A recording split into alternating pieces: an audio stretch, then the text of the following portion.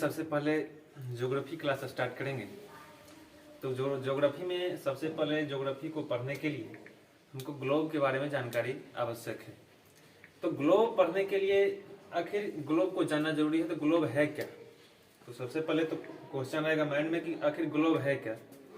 तो ग्लोब एक मॉडल है पृथ्वी का अर्थ का। तो अर्थ को तो हम पूरा उठाकर पढ़ नहीं सकते हैं कि अर्थ पर क्या कहाँ है, अर्थ के अंदर क्या है क्या नहीं है।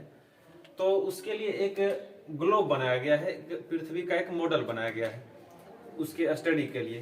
तो जैसे देखिए, अगर सच कहें तो पृथ्वी जो है पूरा गोल है नहीं, ठीक है, पूरा गोल है नहीं। कहीं कहीं क्या है, कहीं कहीं जो है वो निकला हुआ है, कहीं कहीं क्या है धंसा हुआ है, ठीक है, अंदर गया हुआ है, कहीं गड्ढा है, कहीं ऊंचा है। तो अगर देखिए कहीं अगर ऊंचा है तो कहीं गड्ढा है, तो उसको मेकअप करके एक सीधा एक अप्रोक्सीमेटली एक अंदाजा लगाया गया कि पृथ्वी गोल है, ठीक है। तो इसी में देखेंगे सबसे पहले ग्लोब के बारे में अगर पढ़ेंगे तो सबसे पहले ज्योग्राफी वर्ड आया कहां से, ज्योग्राफी वर्ड आया कहां से।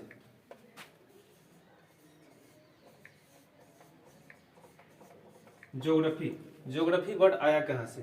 तो ये जो पृथ्वी है इसको जियोड नाम दिया गया है, ठीक है, GEIOD, इसको जियोड नाम दिया गया है। ये जो पूरा तो गोल है नहीं, इसलिए इसको जियोड नाम दिया गया है। जियोड से ही बना है ज्योग्राफी, ठीक है। तो इसी के स्टडी को ज्योग्राफी कहा जाता है। मतलब इसके ऊपरी भाग को, ऊपरी भाग में क्या कहाँ है नहीं है, ठीक है, इसके ऊपरी भाग को अगर स्टडी किया जाए तो उसको हम ज्योग्राफी कहेंगे। अगर ग्लोब के, अगर पृथ्वी के आंतरिक भाग को हम अगर स्टडी करेंगे, पृथ्वी के आंतरिक भाग को, क्या, पृथ्वी के आंतरिक भाग को, इंटीरियर पार्ट को अगर हम स्टडी करेंगे तो उसको जियोलॉजी कहेंगे, GEOLOGY। इसके आंतरिक भाग को अगर डिस्कस करेंगे, स्टडी करेंगे, उसको जियोलॉजी कहेंगे उसके स्टडी को। अगर ऊपरी भाग को स्टडी करेंगे तो उसको ज्योग्राफी कहेंगे। तो आइए हम डिस्कस करते हैं ग्लोब के बारे में।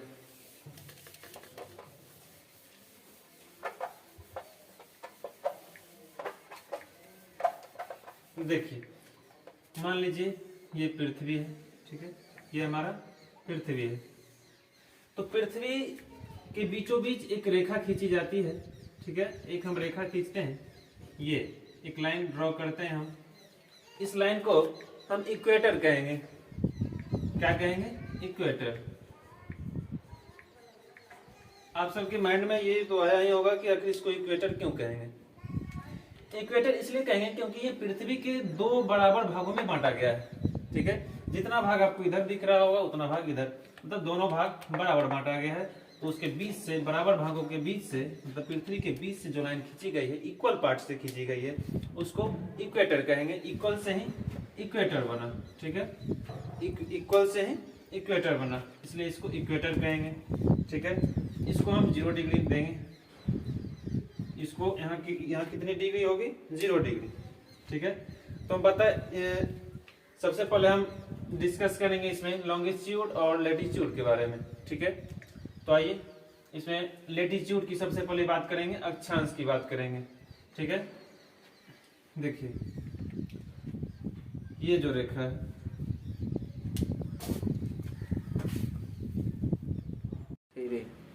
देखिए लैटिट्यूड भी जो है, इक्वेटर भी जो है, एक लैटिट्यूड ही है, ठीक है।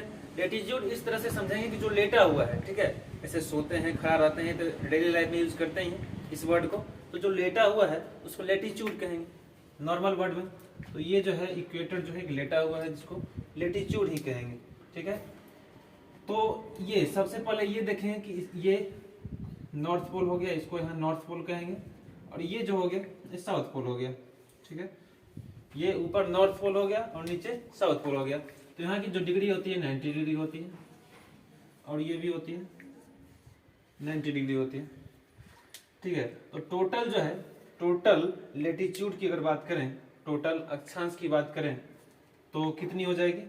इधर 90 होगी और इधर भी 90 होगा। तो टोटल बात कितना होगा? 90 प्लस 90, 90 प्लस 90।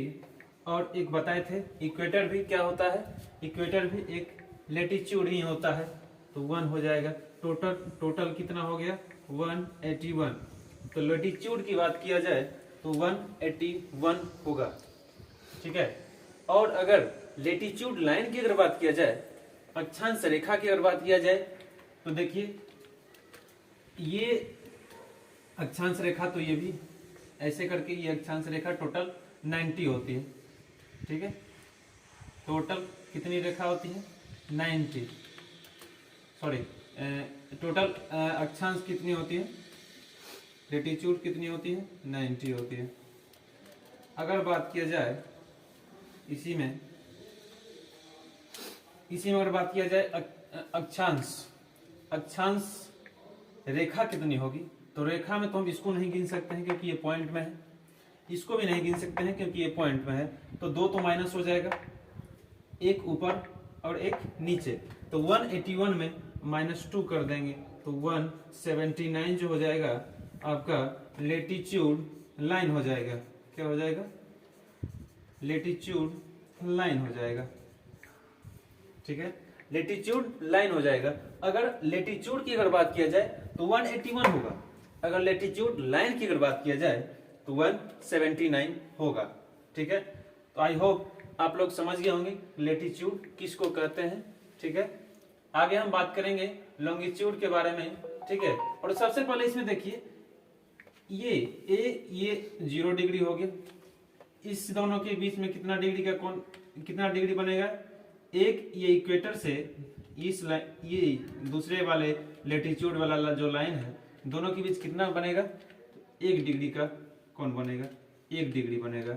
तो ये 0 से 1 के बीच में दूरी कितनी होगी, डिस्टेंस कितना होगा? तो अप्रोक्सीमेटली ये दोनों के बीच में एक लगभग अनुमान लगाया गया है कि 111 मतलब 111 किलोमीटर लगभग इसकी दूरी होती है, ठीक है। दोनों के मतलब दो लेटीट्यूड के बीच की दूरी जो होती है लगभग 111 किलोमीटर होती है। तो आप यहाँ से यहाँ तक की दूरी आप अंदाजा लगा सकते हैं। मान लीजिए 1 2 3 और 4 इक्वेटर से तीसरे लाइन के अगर बीच की दूरी निकालनी हो तो 11 × 3 कर देंगे तो जितना आ जाएगा उतना इसका दूरी हो जाएगा। तो ये था आपका लेटीट्यूड, ठीक है। अब हम इसके आगे बात करेंगे लॉन्गिट्यूड के बारे में, ठीक है। लेकिन सबसे पहले इसमें हम बताएंगे कि इसमें 2-4 रेखा जो होती है लेटीट्यूड में, 2-4 लाइन जो होती है वो वेरी वेरी इंपॉर्टेंट होती है, तो इसके बारे में हम बात करेंगे। तो इसी में अगर देख लिया जाए तो ये तो साउथ पोल है, नॉर्थ पोल है, ठीक है। इधर के एरिया को कहेंगे, इक्वेटर से इधर के एरिया को नॉर्थ कहेंगे और इक्वेटर से इधर के एरिया को साउथ कहेंगे, ठीक है। और इसमें कुछ लाइन जो है वो हमारे लिए बहुत महत्वपूर्ण है जानना, तो आइए हम उसके बारे में जानेंगे। ओके, देशांतर रेखा के बारे में बात करेंगे। सबसे पहले लेटीट्यूड बता दिए, लेटी रेखा को लेटीट्यूड कहेंगे और खड़ी रेखा को क्या कहेंगे? लॉन्गिट्यूड कहेंगे, ठीक है। तो जैसे देखिए ये जो है खड़ी रेखा है, ये खड़ी रेखा है, इसको हम क्या कहेंगे? लॉन्गिट्यूड कहेंगे, लॉन्गिट्यूड। हिंदी में इसको कहते हैं देशांतर रेखा, देशांतर रेखा, ठीक है। तो ये हो गया नॉर्थ पोल 90 डिग्री, और ये हमें हो जाएगा साउथ पोल 90 डिग्री, ठीक है। अगर इसमें तो अगर बात किया जाए इसका सेंटर कहाँ होगा, और ये भी एक बात किया जाएगा कि दोनों के बीच में दूरी कितनी होगी। तो दोनों के बीच में अगर दूरी अगर देखा जाए तो लेटीट्यूड में अगर बात की तो 111 तो 111 किलोमीटर के लगभग था। इसमें भी लगभग दोनों के बीच में, दो लॉन्गिट्यूड के बीच में लगभग डिस्टेंस जो होगा लगभग 111.32 किलोमीटर के लगभग होगा, ठीक है। अगर बात किया जाए इसका सेंटर कहाँ होगा, जैसे उसमें तो इक्वेटर था, ठीक है, बीच वाली रेखा इक्वेटर। अभी इसमें बीच वाली रेखा किसको कहेंगे? तो बहुत सारे देश में, बहुत सारे कंट्री में को एक मीटिंग किया गया, उसमें देखा गया, उसमें एक चर्चा किया गया और फाइनल किया गया कि लंदन में एक जगह है, उसको हम ग्रीन बीच के नाम से जानते हैं, ठीक है, ग्रीन बीच के नाम से जानते हैं। वैसे कोई भी एक रेखा को मान लिया जाए, ठीक है, उसको ग्रीन बीच नाम दे दिया गया, ठीक है। इसको ग्रीन बीच भी कहते हैं, ग्रीन बीच लाइन भी कहते हैं, जो कि लंदन में एक जगह है उसी के नाम से दिया गया है। उसको सेंटर को हम ग्रीनविच लाइन कहते हैं। ठीक है, सबसे पहले सूर्य जो है ट्रॉपिक ऑफ कैप्रिकॉर्न से ट्रॉपिक ऑफ कैंसर, मतलब ट्रॉपिक ऑफ कैप्रिकॉर्न से ट्रॉपिक ऑफ कैंसर तक जाती है, फिर ट्रॉपिक ऑफ कैंसर से ट्रॉपिक ऑफ कैप्रिकॉर्न तक वापस आती है। मतलब इसी दोनों के बीच में ये चक्कर लगाते रहती है। ठीक है, तो सबसे पहले देख लीजिए ये इस लाइन को क्या कहेंगे, इस लैटिट्यूड की को हम क्या कहेंगे, आर्कटिक कहेंगे। इसको क्या कहेंगे, ट्रॉपिक ऑफ कैंसर, इसको इक्वेटर कहेंगे जो 0 डिग्री पर है। इसको ट्रॉपिक ऑफ कैप्रिकॉर्न, ठीक है, ट्रॉपिक ऑफ कैप्रिकॉर्न जो कि साउथ में 27 डिग्री पर का कोण बनाती है। इसको अंटार्कटिक कहेंगे जो 66 डिग्री का साउथ में कोण बनाती है। ठीक है, और सबसे पहले देखेंगे कि दो लेटीट्यूड के बीच में जो क्षेत्र होता है इसको जोन कहते हैं। दो लेटीट्यूड के बीच में जो क्षेत्र होता है उसको जोन कहते हैं। तो देखिए, आखिर सबसे पहले जोन तो कहते हैं, लेकिन कौन से जोन को क्या कहते हैं, क्या नाम है उसका, इसके बारे में हम चर्चा करेंगे। तो देखिए, सबसे पहले इक्वेटर, जहां से धूप जाती है, जहां तक सूर्य जाती है और जहां से फिर वापस लौटती है, मतलब ट्रॉपिक ऑफ कैंसर से लेकर ट्रॉपिक ऑफ कैप्रिकॉर्न के बीच का जो क्षेत्र होता है उसको हम टॉरिड जोन कहते हैं। ठीक है, इसको हम हिंदी में कहते हैं उष्णकटिबंधित क्षेत्र। उष्ण मतलब क्या होता है, गर्म होता है।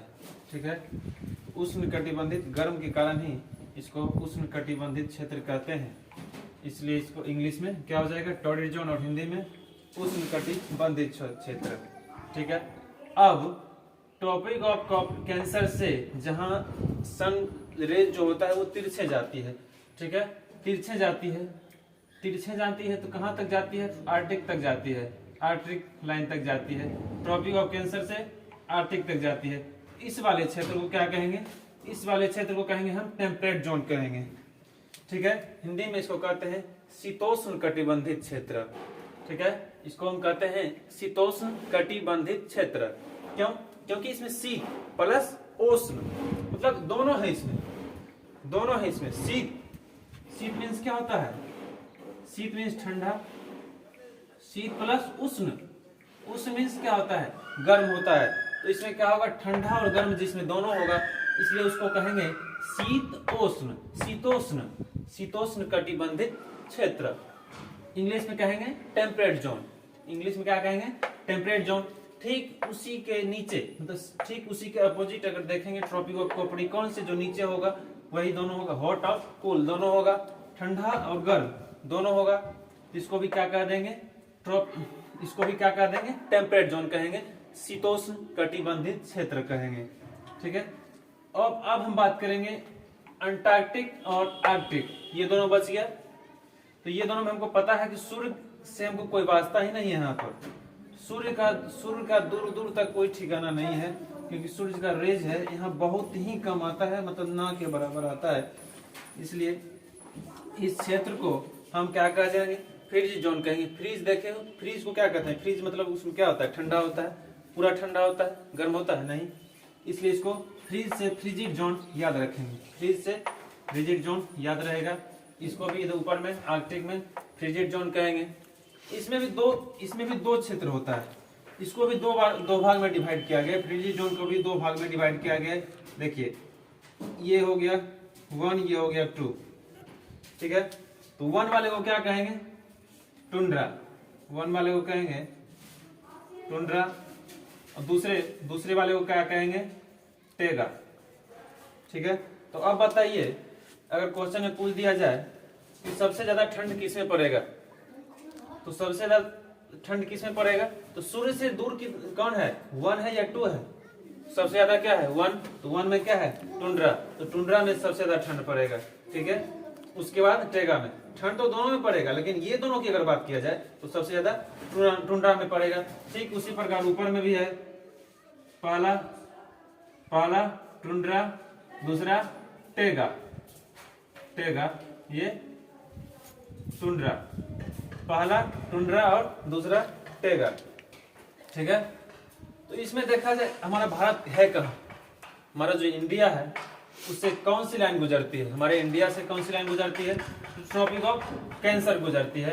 एक सीधा एक ऐसे ही एक नक्शा देख लेते हैं इंडिया का, एक पूरा तो सही नहीं है लेकिन एक अंदाजा एक देख लेते हैं बना करके। यहाँ से जो इससे कौन सी लाइन, इंडिया से कौन सी लाइन गुजरती है, ट्रॉपिक ऑफ कैंसर गुजरती है। तो इसमें देखा जाए कि इधर वाले मतलब इक्वेटर से जो इधर वाले लोग हैं, मतलब इक्वेटर से जो ऊपर नॉर्थ की ओर और इक्वेटर से मतलब इक्वेटर से जो जितना दूर जाएगा वहाँ का जो लोग होगा वहाँ कैसा होगा, ज्यादा गोरा होगा। और इक्वेटर के नजदीक जो रहेगा वहाँ का जो लोग रहेगा वो ज्यादा काला रहेगा सनलाइट के कारण, ठीक है। और हम बात करें इक्वेटर के आसपास सबसे ज्यादा पौधा पेड़ पौधा कहाँ रहेगा, इक्वेटर के आसपास। लेकिन क्यों इक्वेटर के आसपास ही ज्यादा जंगल और पेड़ पौधा क्यों रहेगा, ये हम देखते हैं। तो सबसे ज्यादा अगर पेड़ पौधे को क्या चाहिए, धूप चाहिए, सनलाइट चाहिए और वर्षा चाहिए।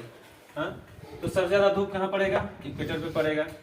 तो जहां धूप पड़ेगा वहीं तो वर्षा होगी। क्यों, क्योंकि आखिर जहां जमीन है, यहाँ पृथ्वी पर क्या है, अगर जमीन है भूमि है तो समंदर भी तो है।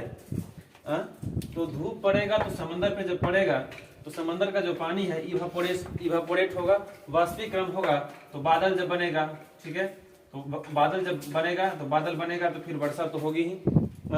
यहाँ बादल बनेगी तो यहाँ वर्षा होगी ही, ठीक है। तो यहाँ क्या हो रहा है, इक्वेटर के आसपास का जो क्षेत्र है उसको क्या मिल रहा है, वर्षा भी मिल रहा है और धूप भी मिल रहा है। तो यही तो चाहिए पेड़ पौधे को, यही तो चाहिए। तो ये तो मिल ही रहा, ठीक है। तो यहाँ सबसे ज्यादा जंगल होगा, अमेज़न जंगल जो है, अफ्रीका का जो जंगल है वो सबसे बड़ा जंगल है। अमेज़न जंगल जो पूरे दुनिया का लगभग 20% जो ऑक्सीजन वहीं से आता है, ठीक है। तो वो कहाँ है, इक्वेटर के आसपास है, ठीक है। तो यहाँ का जो पेड़ पौधा होता है बहुत ही लंबा होता है और बहुत ही मजबूत होता है, क्योंकि वर्षा का पानी जो है वो तो जड़ तक पहुंच ही जाएगा, ठीक है। लेकिन धूप को पाने के लिए सारे पौधे में कंपटीशन चलते रहता है कि हम ऊपर जाएंगे तो हम ऊपर जाएंगे। तो सारे पौधे जो होते हैं लंबे लंबे होते हैं और जितना दूर जाएंगे उतना पेड़ पौधा कम होते जाएगा, और जितना इक्वेटर के आसपास जाएंगे उतना पेड़ पौधा ज्यादा होते जाएगा। ये तो समझ में आ गया। भारत की अगर बात किया जाए तो भारत में देखिए ये हमारा लगभग गुजरात, मुंबई ये सब के आसपास ये लाइन गुजरती है। अगर इससे ऊपर अगर देखा जाए लद्दाख में, कश्मीर में, तो वहाँ के लोग जो क्या होते हैं वो ज्यादा गोरे गोरे होते हैं, क्योंकि उधर उतना धूप नहीं पहुंच पाता है, तिरछे पहुंच पाता है। वही अगर बात करें तमिलनाडु की, केरला की अगर बात किया जाए, जिधर साउथ कहते हैं, तो अगर केरला की अगर बात किया जाए तो वहाँ के लोग कैसे होते हैं, वो काले काले होते हैं। तो जितना हम इधर आएंगे इक्वेटर के नजदीक आएंगे, ठीक है। तो कश्मीर और लद्दाख इक्वेटर के नजदीक है या फिर तमिलनाडु इक्वेटर के नजदीक है, तो पूरा नॉर्मल है, कॉमन है, सब जानते होंगे कि इक्वेटर के नजदीक कौन होगा, तमिलनाडु होगा, केरला होगा। तो यहाँ के लोग कैसे होंगे, काले काले होंगे, और जितना ऊपर जाएंगे उतना गोरे गोरे होंगे, ठीक है। तो ये था हमारा पृथ्वी और ग्लोब सब, यहाँ तक तो किसी को दिक्कत नहीं होगा, ठीक है। मिलते हैं अगले वीडियो में। धन्यवाद, शुक्रिया, धन्यवाद।